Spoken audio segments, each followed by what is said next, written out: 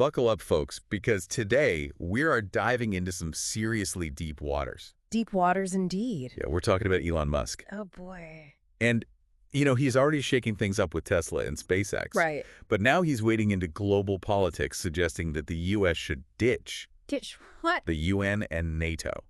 No way. Yeah, you heard that right. Those organizations that are, like, supposed to keep the world from falling apart? Exactly. And you've probably heard of them, but, like, have you ever imagined the U.S. actually leaving? It's pretty wild to think about, right? Totally wild. And this isn't just some random Musk idea. It's not. It's actually connected to a growing movement within the Republican Party. Oh, really? Yeah, like Senator Mike Lee and Congressman Chip Roy. Okay. They're actually pushing for legislation for U.S. withdrawal. Wow, so this is like a real thing. It's a real thing gaining traction. Okay, so where do we even start? Well, I think first we got to lay some groundwork. Yeah. You know, like what do these organizations actually do? Yeah, good point. Because we all throw around these names, UN, NATO. Right, everyone's heard of them. But what would it really mean for the U.S. to just peace out? Okay, so let's start with the UN. Okay. At its core, it's all about countries working together, you know. Working together on what? Like, think peacekeeping missions in conflict zones, humanitarian aid after disasters. Right. Remember the World Health Organization's response during the pandemic? Yeah. That's part of the UN. Okay. Yeah. And the U.S. leaving would mean a huge loss of funding. How huge are we talking? Well, they contribute 22% of the regular budget and almost a quarter of the peacekeeping budget. Wow.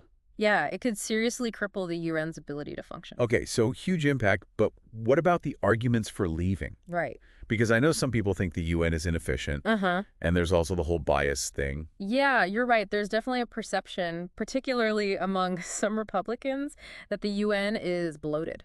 Bloated how? Just bureaucratic, you know? Yeah. And sometimes even biased against U.S. interests. And they point to things like the U.S. withdrawal from the UN Human Rights Council back in 2018 as an example. Okay. So their argument is basically that the U.S. can achieve its goals more effectively acting alone, you know. Unilaterally. Exactly, without being bogged down by all the international bureaucracy. Okay, so that's the go-it-alone perspective. Right.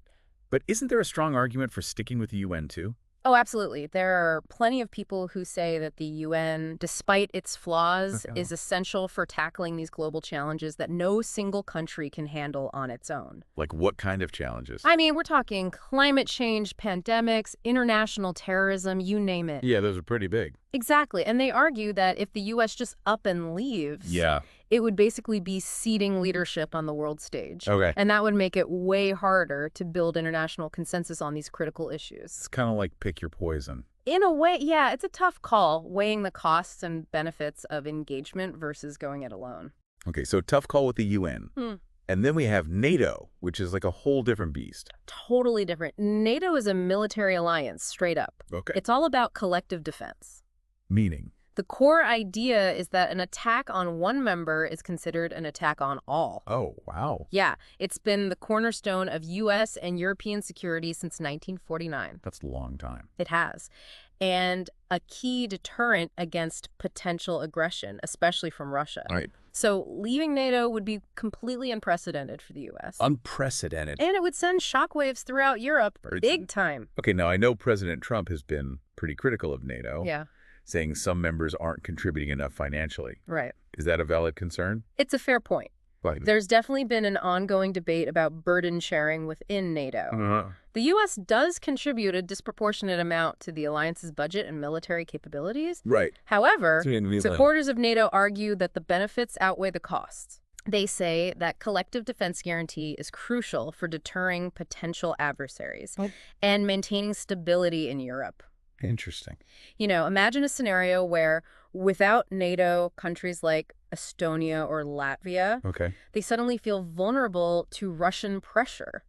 Yikes. Right? It could embolden Russia and destabilize the whole region. And then what? And ultimately make the U.S. less safe. So pulling out of NATO could backfire. It's a real possibility, and it's not just Russia we need to think about. Oh, yeah. Who else? China, they're watching all of this very closely. I bet. And any sign of U.S. retrenchment from global leadership could be seen as an opportunity for China to expand its influence. Okay, so we've gone from a tweet to like a potential global power shift. It's a lot to unpack. It is. So what does it all mean? Are we really going to see the U.S. turn its back on the world? It's really hard to say there are strong arguments on both sides. Right. And the potential consequences of leaving the UN and NATO are enormous. But so are the frustrations that have led to these calls for withdrawal. I see what you mean. This boils down to a fundamental question about the role of the U.S. in the world. Like, what role do we want to play? Exactly. Do we continue to lead and support these multilateral institutions, even with their flaws? Yeah. Or do we chart a new course? A new course, how? Focused on a more unilateral America First approach. Wow, that's a big decision with huge implications. Huge, not just for the U.S., but for the entire world. Yeah. This is something we all need to be paying attention to. Absolutely. Because the future of global politics really could be at stake. It really could, and it's a complex issue with no easy answers. Right. You know, there's a lot to consider here, and the best path forward is far from obvious. So what should we do? I think the most important thing is that we stay informed. Informed. Yeah.